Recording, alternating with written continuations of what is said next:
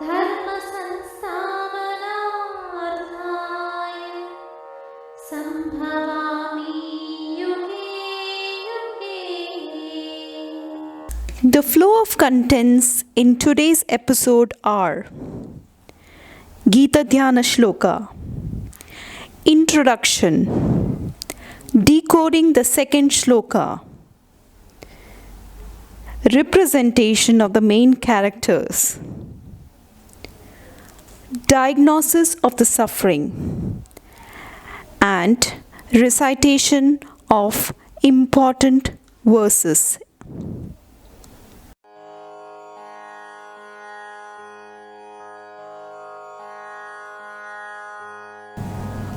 ॐ नमोऽस्तु ते व्यासविशालबुद्धे फुल्लारविन्दायतपत्रनेत्र येन त्वया भारततैलपूर्णा प्रज्वालितो ज्ञानमयः प्रदीपः.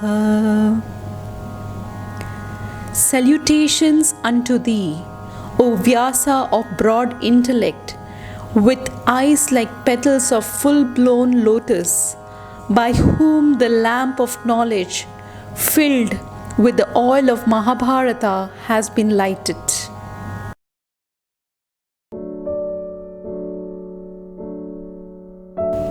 Welcome to Vedic Treasure. This is Ritika Manoj. If you're new to the channel, please click the link below in the description box. So today we plan to roll the second part of the first chapter. So today we will begin with 3 important features or characteristics of this first chapter. Out of the 18 chapters of the Gita, the first chapter is the only chapter where Sri Krishna doesn't utter a single word. It is only in the second chapter, from the 11th verse, does the Gita Updesh begin. But it is of equal importance to the rest of the 18 chapters, as it is the starting point of the inquiry of a seeker. For it is important to reach the questions before we understand the answers contained in the Gita. The first chapter begins with the word Dharma Kshetra, and the last chapter ends with the word Mama. So by taking the first alphabet Dhar from Dharma and the last alphabet from the last word Ma, we arrive to Dharma. This encompasses the word Dharma. Hence we can say that Gita is the manual of Dharma. The 3 characters which appear in the first chapter are Dhritarashtra, Sanjaya and Arjuna, and each of them represents a person at different stages of spiritual evolution. At the gross level, it was Dhritarashtra, who was blinded spiritually and was old and way past his prime of life. Arjuna, on the other hand, was in his prime of his life, but besetted by delusion and confusion by the various situations in his life. Sanjaya was way ahead in the spiritual evolution. Despite these differences, the Bhagavad Gita was given to all the 3, which means the Bhagavad Gita is for each one of us, no matter which stage of life we are. In the previous episode, we covered the first shloka, which mentioned Dharmakshetre and Kurukshetre as our human body. Today, let's begin with the second shloka and see what Sanjaya says. Decoding the second shloka. Sanjaya uvacha दृष्ट्वा तु पाण्डवानीकं व्यूढं दुर्योधनस्तदा आचार्यं नुपसङ्गम्य राजा वच vachanam abravit. Translation: Sanjay said, on observing the Pandava army standing in military formation, King Duryodhan approached his teacher Dronacharya and said the following words. So you see, Sanjaya senses Dhritarashtra's concern, who wanted an assurance that the war will eventually happen. So Sanjaya allies his worries and informs him that the Pandavas have arranged themselves in army formation and are ready to battle. And here comes the entry of Duryodhana, who approaches his Guru Dronacharya with the pretense of offering respect. But in reality, he was trying to cover up his nervousness seeing the Pandavas' army. And now he was worried about the outcome of the war. So let's decode the representation and symbolism of all these characters present in the first and second shlokas of the chapter with the help of the story in Mahabharata. Dhritarashtra, the blind king of Kauravas, represents the human mind, the subconscious mind, and his wife Gandhari represents the decision-making intellect, while their eldest son Duryodhana represents the human ego. That is, when a blind man is married to a blind, folded intellect, the result is being with 101 demonic characteristics and with an overweening ego,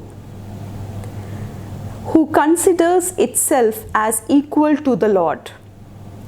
Conversely, when a discriminating intellect, Pandu, is married to a steady mind, Kunti, and a pure consciousness, Madri, the result is a just, courageous, strong, kind, and beautiful being who becomes God's devout favorite. One fascinating character in the Mahabharata is Drona, the teacher of the Kauravas and Pandavas. He symbolizes the power of habits in a human being, and though portrayed as a good person, Drona fights on the side of Kauravas in the battle of Kurukshetra. That is because psychologically, in a battle between uplifting and degrading tendency in a human being, the power of habit usually sides with the degrading tendencies. While good habits are necessary for personal growth, initially the good qualities that result transcend the habit and are inspired from deep within. So Kauravas in reality represent the degrading tendencies or the bad thoughts in our mind, and Pandavas represent the uplifting tendencies or the good thoughts in our mind.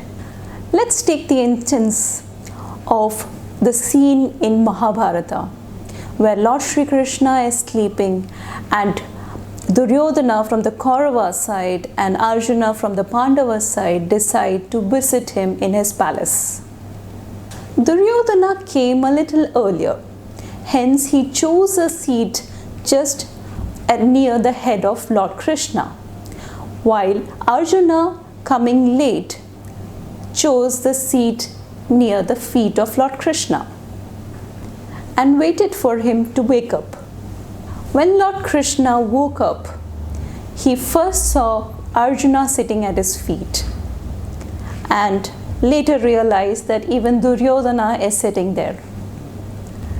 While discussing the war, Lord Krishna offered them two choices. They could choose his entire army to fight on their side, or they could choose Lord Krishna himself without his weapons, as he decided not to fight. Arjuna chose Lord Krishna and Duryodhana chose his army. Both were pleased with their choices. So, what do you take from it? That in any given situation, it is the bad or the degrading thoughts that come first. But it is only when the wise thoughts choose the path do we really succeed.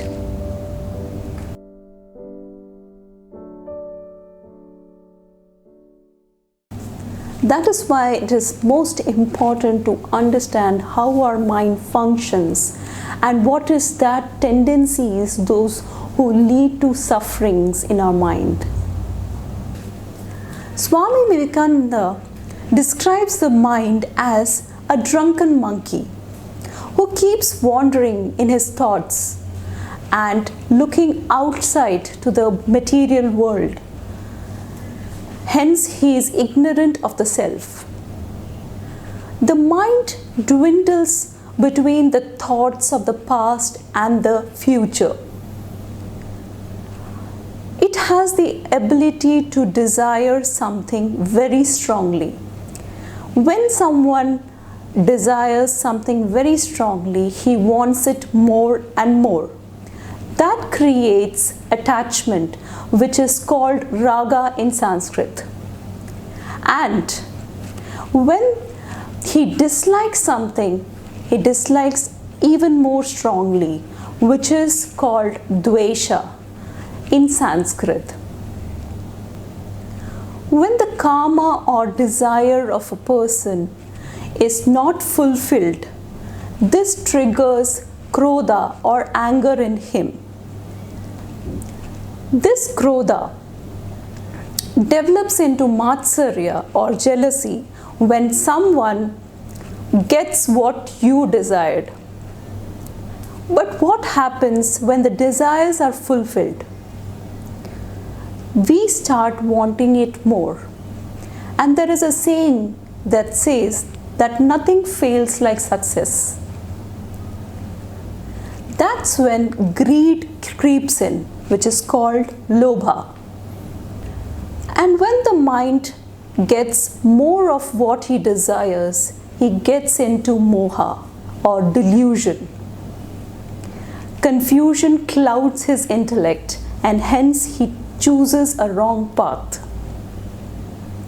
Hence we can say raga, dvesha and shoka together gives us a syndrome called samsara, which we all face and suffer.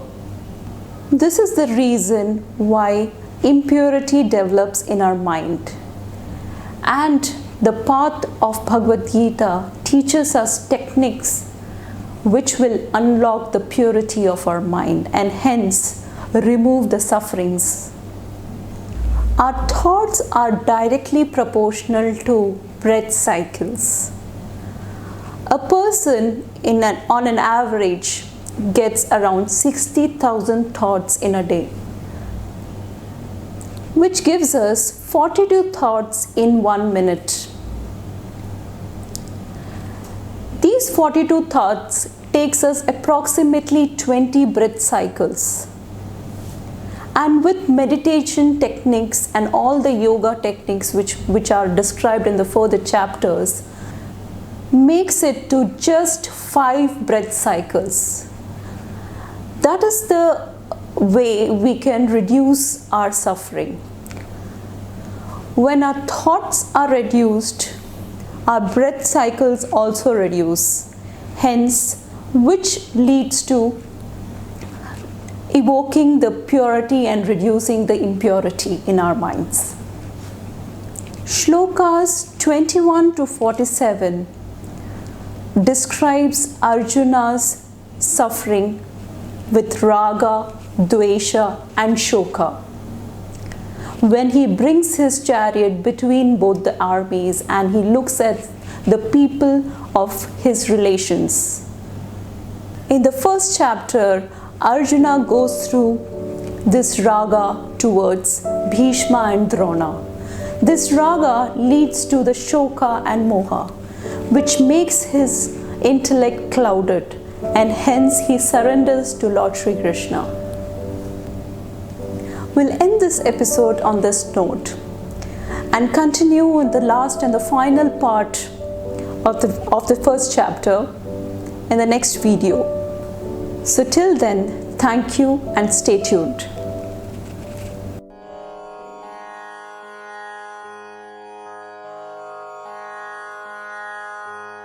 अयनेषु च सर्वेषु यथा भागमवस्थिता भीष्मम् एवाभिरक्षन्तु भवन्तः सर्व एव हि तस्य संजनयन् हर्षं कुरु वृद्धपितामह सिंहनादं विनद्यौचैः शङ्खां दद्मौ प्रतापवान् सघोषोधार्तराष्ट्राणां हृदयानि व्यदारयत् नभश्च पृथिवीं चैव तुमलो व्यनुनादयन् अर्जुन उवाच सेनयोरुभयोर्मध्ये रथं स्थापयामीच्युत यावदेतान्निरीक्षेऽहं